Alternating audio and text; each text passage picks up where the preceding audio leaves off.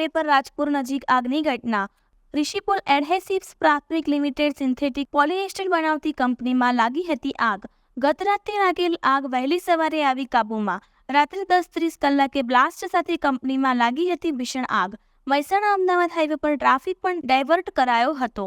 કંપનીના ડિરેક્ટરના જણાવ્યા મુજબ કોઈ જાનહાનિ નહીં। કડી, કલોલ અને મહેસાણા ફાયર ઓએનજીસી ફાયર બ્રિગેડની ટીમો આગ કાબૂમાં લેવા લાગી હતી કામે। 10 થી 12 જેટલા ફાયર ફાઇટર ભારે જહેમત બાદ આગ કાબૂમાં આવી। સમગ્ર ઘટના શું છે અને પોલીસે આમાં કઈ રીતની કામગીરી કરી છે?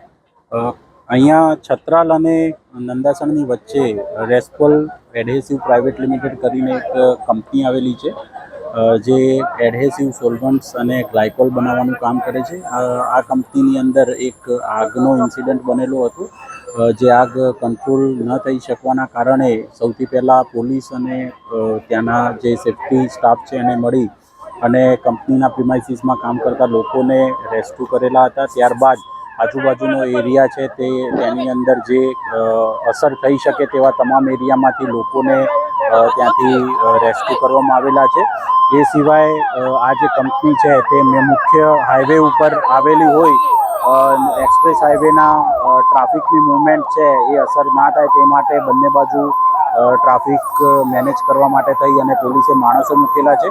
આ સિવાય ફાયરના Gandhinagar division, Gandhinagar city fire brigade, ઓએનજીસીની એક્સ્ટ્રા ટીમ્સ, મહેસાણા અને કલોલ નગરપાલિકાની ટીમ્સ પણ અહીંયા આગને અલગ અલગ દિશામાંથી કંટ્રોલમાં કરવા માટે કાર્યરત છે।